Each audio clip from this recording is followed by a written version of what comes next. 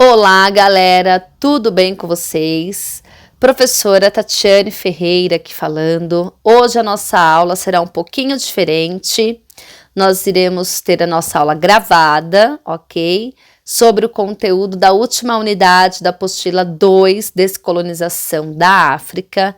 E para entender este processo histórico, né, nós iremos retomar aí alguns acontecimentos, né, que ocorreram aí na política internacional com relação à Ásia e à África.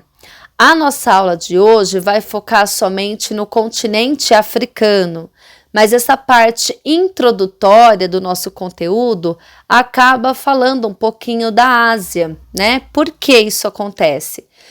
Porque todas as consequências que nós iremos pontuar agora também vai atingir o continente asiático, tá? Nós não iremos abordar hoje a descolonização da Ásia, vai ficar para as próximas unidades das apostilas, né? Apostila 3 aí, no caso.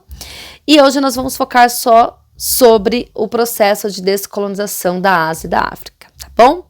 Então, para a gente entender um pouquinho sobre esse contexto histórico, né, nós temos que entender que a colonização da África, ela vai se dar no século XIX através da política imperialista, né? Então, os países europeus, as grandes potências europeias que estavam se desenvolvendo ali industrialmente, acabaram, né, tendo por desejo ali, né, por ambição de colonizar as regiões que eram consideradas não periféricas. O que eram regiões não periféricas? Regiões não industrializadas.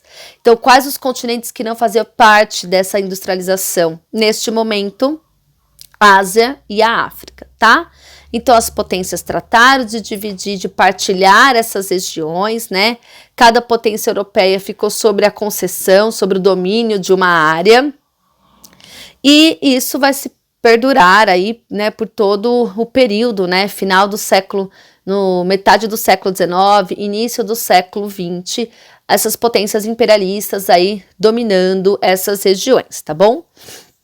Então, o que acontece? É importante a gente entender que nesse processo do imperialismo que ocorre aí no início do século, em meados, perdão, do século XIX,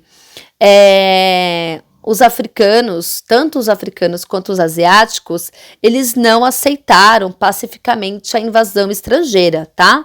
Eles vão promover uma série de revoltas, de resistência, uma série de movimentos, né, tentando boicotar aí tudo que era considerado estrangeiro, né? Até mesmo utilizando em alguns eventos, em algumas regiões, o uso da violência como uma forma de resistência sobre essas dominações, tá? Gente, essas formas de resistência até conseguiram, né, em alguns momentos, assim, algumas vitórias, né, se sobressair. Essas vitórias aí contra os invasores. Porém, né, houve décadas de exploração dessa população, dessas civilizações, né, e mesmo assim as potências europeias acabavam, né, de uma certa forma se sobressaindo as forças, né, dos colonizados, tá? Então, assim, por mais que houvesse movimentos, né, de resistência, muitos desses movimentos também foram barrados pelas potências europeias, tá bom? Então, sabemos aí que a colonização dessas regiões se deu desde o século XIX, né, o neocolonialismo, ou a política imperialista também, como é conhecido, e nesse momento do século XX que nós estamos estudando aqui agora, né, a Europa, o mundo estava passando por um outro processo, tá? Que processo seria esse? O processo de Segunda Guerra Mundial. Então, o que acontece? Dos anos de 1939 a 1945, dar-se início aí na Europa à Segunda Guerra Mundial, né? As potências aí formado pela Tríplice Aliança com os países do eixo, né? E depois, né, depois de anos de guerra, quando chegou o fim da Segunda Guerra Mundial, os países, né, pós-45, né, os países europeus, eles ficaram totalmente enfraquecidos por conta da guerra, né?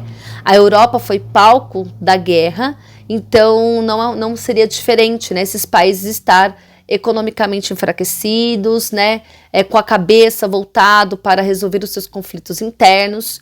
E essas potências mundiais que tinham colônias dentro das regiões da Ásia e da África deixaram, né, de fazer essa fiscalização, esse controle e voltaram aí para cuidar dos seus conflitos internos. Nesse momento em que essas potências europeias elas acabaram desviando o seu olhar, né, para os conflitos, focando nos seus conflitos internos e esquecendo um pouco, deixando de lado um pouco as colônias na região da Ásia e da África, esses países começaram a desenvolver diversos movimentos de caráter nacionalistas, né? Um movimento que tinha o desejo emancipatório, né, o desejo de independência e a ideia que eles pudessem aí expulsar essas forças europeias da região, tá?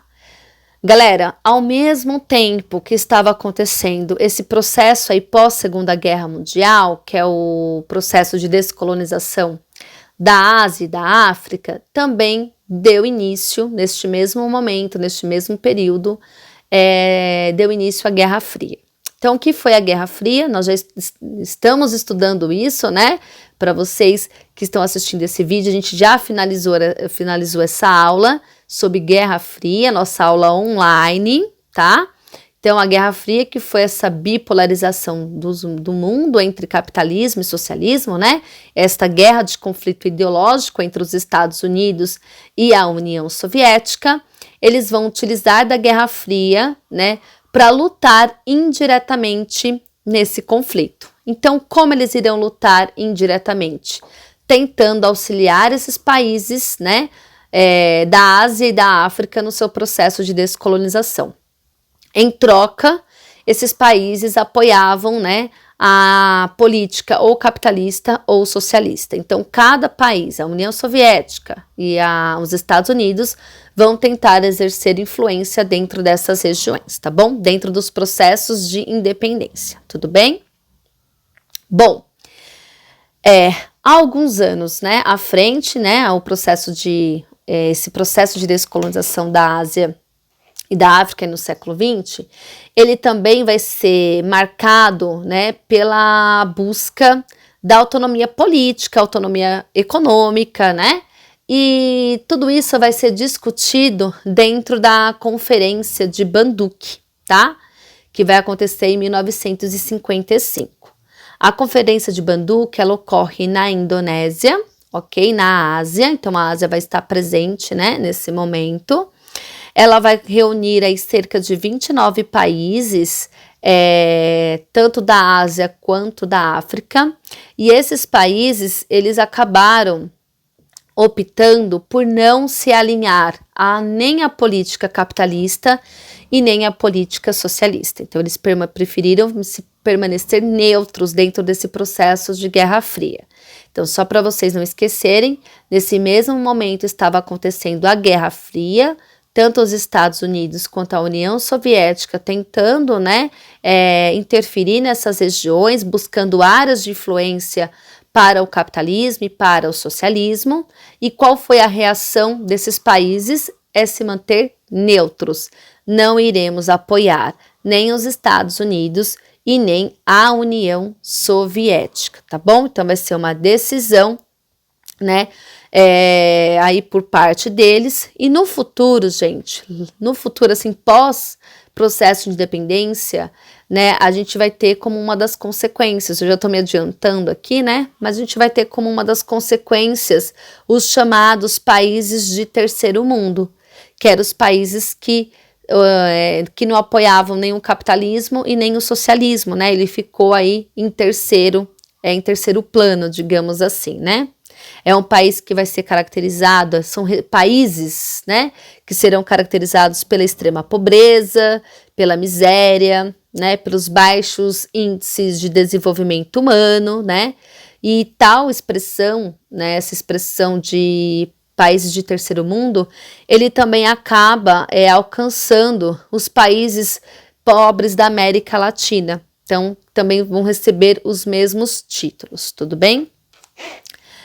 Nesse momento, né, falando um pouco sobre isso, a gente vai abordar o pan-africanismo, tá? Então, o que seria o pan-africanismo? Vamos abordar um pouquinho aí sobre ele, tá? O pan-africanismo é a teoria que prega a união das nações africanas em busca da força e da representatividade política, tá? Eles vão utilizar aí do despertar desse sentimento nacionalista para auxiliar o processo emancipatório de todos os países que compõem neste momento a África, porque agora a gente vai focar a África, tá? Então, vão ser países aí relacionados, né? A gente tem que também ter noção, né? Só para dar uma recapitulada, que dentro da África, né? Vão existir aí diversos etnias diferentes, né? E por conta disso, a África ela vai passar também por diversos conflitos internos, por diversas guerras civis, por conta dessas diferenças de grupos étnicos, né, e tribais. Então, tem uma variedade, né, desses grupos. Então, assim, ao mesmo tempo que eles estavam lutando aí pela independência, esses grupos tribais estavam aí tendo uma disputa interna, né, um conflito interno entre eles, para ver quem iria assumir o poder de determinada região ou não. Então, né, a gente tem que ter noção, primeiro, que essa ideia do pan-africanismo vai ser o desenvolvimento nacionalista, né, em busca aí da união de todos os países das nações africanas, né, com o objetivo de fortalecer essa representatividade política, né, e auxiliar um país ao outro nesse processo de descolonização, tá? Então, a descolonização na África, né, assim como no continente asiático, né, como a gente vai dar continuidade aqui pós Segunda Guerra Mundial, vai ser marcado aí, como eu falei, por diversas guerras civis, motivadas aí por conflitos étnicos tribais, no objetivo de dominação de poder, né? Qual grupo vai assumir tal poder neste momento, tá bom? Bom, um dos primeiros países aí, uma das primeiras regiões que nós vamos estudar vai ser a Argélia. Vamos falar sobre o processo de emancipação da Argélia, tá? A Argélia, né, é uma região que também está localizada na África, né? Ela é um país africano. Ela era ocupada inicialmente pelos povos berberes, né? Foi dominada aí por volta do século 8 pelos árabes. E então, devido a essa ocupação árabe no século 8, né, é muito comum a gente ver a presença da religião islâmica e do idioma árabe na região, por conta dessas influências, né, das primeiras colonizações ali, das primeiras dominações que a região sofreu, tá? No século XIX, a Argélia ela foi ocupada pelos franceses, e os franceses eles subjugaram bastante as questões econômicas e culturais da população local, tá? Então, os franceses passaram, por conta de subjugar, né, essas questões socioeconômicas, eles passaram aí a ocupar as terras mais férteis da região, tá? E proibir o ensino do idioma árabe nas escolas, né? Ou seja, trazendo aí para o ensinamento deles, né, somente o francês como língua oficial, né, do país. Então, no contexto do fim da Segunda Guerra Mundial, né, teve início aí na década de 50 o processo de descolonização dessa região, tá? Vai ter, vamos supor, dentro da África, vai ter a independência da Tunísia em 56, depois, no mesmo ano, vai ter a independência do Marrocos, e a Argélia ela vai se inspirar nesses movimentos de independência que estavam acontecendo dentro da África pós-Segunda Guerra, ok?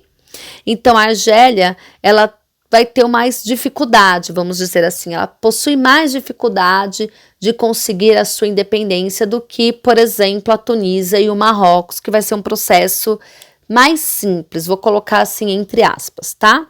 Então, ela vai ter dificuldades para expulsar aí os franceses da região, porque ela apresentava, né, grande número de colonos franceses. Então, tinha muitos franceses na região, né? E esses franceses, eles acabavam tendo uma determinada força, um determinado poder. Então, para expulsar essa população da região foi um pouco mais difícil, tá bom? E fora que alguns franceses, eles possuíam também cargos políticos, né? Então, isso dificultava um pouco mais, né? Tirar aí esses membros que ocupavam cargos políticos, cargos militares. Então, tinha muitos franceses também em grandes cargos militares, tá? Então, né, iniciando aí esse processo, né? Mesmo com toda a dificuldade, a Argélia, ela consegue, tá, gente? Ela consegue iniciar aí a sua guerra civil, né, em 1954, essa guerra civil pró-independência, tá? Vai ter a atuação da chamada Frente de Libertação Nacional, a FLN. Essa FLN tinha tendência socialista, né? E ela lutava contra a ocupação francesa e pela restauração da identidade nacional dos povos argelinos, tá bom? A luta ela vai ter uma grande participação dos camponeses, ok? Esse fato, né, esse evento acaba desagradando, né, a França, os franceses, que vai agir com forte repressão e com uso da violência, por isso que vai ser marcada aí pela essa guerra civil, tá? O auge do confronto entre franceses, né, e a população argelina vai ser no ano de 1956, né, marcada pela Batalha de Argel, tá? Grande parte dos guerrilheiros aí argelinos foram eliminados, né, nesse conflito, e os poucos sobreviventes, né, inclusive um líder chamado Ben Bella, tiveram que se retirar das cidades argelinas, ok? Esse episódio, mesmo após a guerra, mesmo após a derrota, né, dos argelinos na guerra, né, de Argel, na Batalha de Argel, não destruiu o movimento nacionalista, não destruiu esse sentimento nacionalista que era carregado pelo povo, tá? Então, os camponeses, eles vão dar continuidade a todos os aos combates da guerra, tá bom? Na França, né, vão ter alguns movimentos, tiveram, né, início também movimentos que exigiam o fim dos conflitos e a emancipação política da Argélia. O que seria isso? Na França vai existir os movimentos de contracultura, né, muito organizado aí pelos estudantes, e eles vão utilizar desses movimentos para pleitear, para pedir, né, que a França deixasse a Argélia, tá? Em 1961, tanto a França quanto a Argélia estavam cansados, né? Eles estavam sobrecarregados aí com esses conflitos, né? Eles estavam basicamente exauridos, né? Por conta dos conflitos, e eles decidem iniciar uma negociação de paz, tá? Então, em 62, em 5 de julho de 62, eles decidem assinar o Acordo de Evian, tá? Então, através desse acordo, foram estabelecidos o cessar-fogo e o reconhecimento da independência da Argélia, ok? E isso foi aprovado popularmente, né, pela sociedade, e a luta pela independência, né, ela deu seu fim. Por mais que ela custou aí quase 1/6 da população argelina que morreu em decorrência desses conflitos, tá bom? É importante a gente saber que no futuro quem assume, né, a presidência da Argélia vai ser o Ben Bella, né, aquele líder que, né, conduziu aí o movimento da Frente de Libertação, né. Ele foi eleito presidente, ele vai decretar o país de Argélia como um país neutro em relação à Guerra Fria, porque nesse momento, não se esqueçam, né, estava acontecendo a Guerra Fria. E assim, gente, apesar da independência da Argélia, eles não encontraram uma estabilidade, né, tipo assim, nos setores econômicos, né, E aí, por conta disso, tiveram diversas disputas internas pelo poder, então vai ter também confrontos políticos, né? E em 91 vai iniciar uma outra guerra civil interna em Argélia, né? Travada aí pelos grupos rebeldes islâmicos contra as sociedades tribais, né, de matrizes aí tribais, né? Esse conflito só vai terminar oficialmente em 2002, então se a gente pensar é algo muito recente, né, aqui do século XXI. Inicia-se no século XX, termina o conflito no século XXI. E assim, estima-se que nesse segundo período de guerra civil, né, que inicia de 91 a 2002, cerca de 200 mil pessoas morreram neste conflito. Então, para vocês entenderem aí um pouquinho dessas consequências, tá? Um outro país que nós vamos estudar, né, como processo de descolonização, né, vai ser aí a Angola, tá? É importante a gente entender que várias, né, consequências foram causadas pela política imperialista do século XIX, né, no continente asiático, principalmente no africano, que é o que nós estamos estudando aqui. Opa, gente, isso mesmo, tá? E aí nós vamos falar um pouquinho aqui, perdão, voltei aqui, vamos falar um pouquinho desse processo, a independência da Angola, ok? O que acontece? Né, que também vai ser parte aí desse momento aí da história, tá? Gente, é importante saber que a Angola ela vai ser dominada pelos portugueses, ok? Quem vai estar no líder do governo de Portugal nesse momento é o Antônio Salazar. Ele vai implementar um governo ditatorial em Portugal, e esse governo ditatorial ele inicia-se em 32 e ele vai até o ano de 74, tá? E durante toda essa ditadura salazarista que vai existir no país, a Angola vai se manter como colônia, tá? De Portugal. Em 74, gente, ocorre dentro de Portugal os chamados Revolução dos Cravos, tá?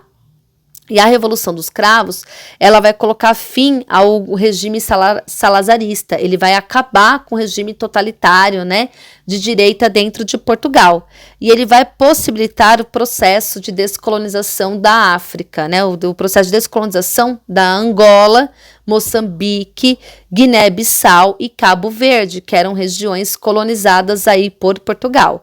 Ou seja, então a Revolução dos Cravos, esse movimento de caráter anarquista contra o poder, né, contra a ditadura salazarista, eles acabam por vencer esta revolução, derrubam o poder de Salazar e acaba, né, a Revolução dos Cravos acaba incentivando os processos de independência dentro dessas regiões que eram dominadas pelos portugueses, né? Então, Angola, Moçambique, Guiné, Bissau e Cabo Verde. Gente, os movimentos de emancipação política dessas colônias portuguesas na África, eles vão dar início na Angola, por isso que a gente foca mais na Angola, tá bom? Porque vai iniciar na Angola e depois os líderes revolucionários da Angola vão auxiliar no processo de independência das outras regiões dominadas aí por Portugal, tá? É bacana a gente entender que a região da Angola é um país que apresentava muitas riquezas, principalmente diamante e ferro, diversos produtos agrícolas também e o petróleo. Então, era uma região muito rica e muito ambicionada pelos portugueses, tá? O Portugal vai explorar a região durante décadas, desde o século XIX, como eu havia dito para vocês, até a década de 60, né, no século XX. Ele vai implementar uma política de concessão aos angolanos, né, como uma forma de manter a colônia sempre rica, tá? Angola vai ser elevada à província, né? Então, de colônia vai passar a ser província e, posteriormente, eles vão considerar a colônia um estado autônomo, um estado independente, ok? Então, com isso, os angolanos tiveram a sua cidadania reconhecida e o acesso também à educação, que era algo garantido, né, pelo fato de eles terem se elevado à condição de Estado, tá, durante a colonização portuguesa. Então, gente, mesmo assim, né, as concessões portuguesas, né, elas não vão ser suficientes para conter as guerras, né, as movimentações organizadas pelos ogolanos, né, no sentido de lutar aí pela sua política, pela sua independência, né, a defesa da sua nação. Então, dessa forma, vão surgir diversos grupos que vão auxiliar nesses movimentos, tá? Então, surge o Movimento Popular pela Libertação de Angola, que é a MPLA, vai surgir a Frente Nacional de Libertação de Angola, que é a FNLA, a União Nacional para a Libertação Total de Angola, que é a UNITA, ok? E todas essas frentes de libertação, elas irão se unir para lutar no processo de emancipação, tá? Só que fazendo um adendo, né? A FNLA, que é a Frente Nacional de Libertação de Angola, eles tinham o apoio dos Estados Unidos. E a MPLA, que é o Movimento Popular pela Libertação de Angola, eles tinham o apoio da União Soviética e da Índia. Então, se vocês perceberem, a Guerra Fria estava enraizada dentro desses conflitos internos. Por que nós estamos falando assim? Porque nesse momento, todas essas frentes de libertação, elas estão unidas, elas estão juntas, né? Quando Angola consegue a sua independência, passa a surgir ali um conflito de caráter civil, de caráter tribal. Essas organizações aqui que eu citei para vocês, elas vão começar a disputar entre elas, porque uma pensava, né, uma apoiava o capitalismo, a outra apoiava o socialismo. E por conta disso, eles acabaram aí buscando a disputa pelo poder em domínio capitalista ou em domínio socialista, tá? Só para vocês terem uma ideia, né, após eles conseguirem, né, a Angola vai conseguir a sua independência em 11 de novembro de 75, tá? Pelo Acordo de Alvor, tá bom? E a partir de 75, né, quando Portugal e Angola estavam, quase concluindo a assinatura desse acordo, a MPLA, ela tomou a cidade de Luanda, que era a capital do país. Eles proclamaram a independência e a FNLA ocupou a região norte. Então, a Angola ficou um pouquinho dividida, né? Então, a dividida entre essas potências, né? Vai ter um cara chamado Agostinho Neto, ele vai ser líder da MPLA, ele vai assumir o poder em Angola, né? Com a intenção de implementar um governo socialista. E isso gerou uma forte oposição, né? Os grupos que defendiam o capitalismo começou a ir contra as ideias de Agostinho Neto, tá? Isso levou o país a uma guerra civil, né? Cujo cessar-fogo só ocorreu em 2002. Então, gente, conflitos que surgiram desde a época, né, da descolonização da Ásia e da África, do processo de Guerra Fria, só teve, né, desencadeou por todas essas décadas e teve fim somente no século XXI, tá?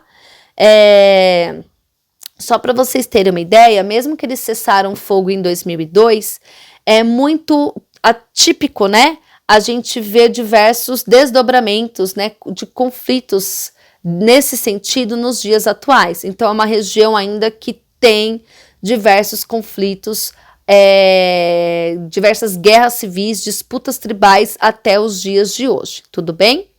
Para a gente encerrar a nossa unidade da apostila, nós iremos falar sobre essas marcas da colonização, que é o slide que está aí para vocês, tá?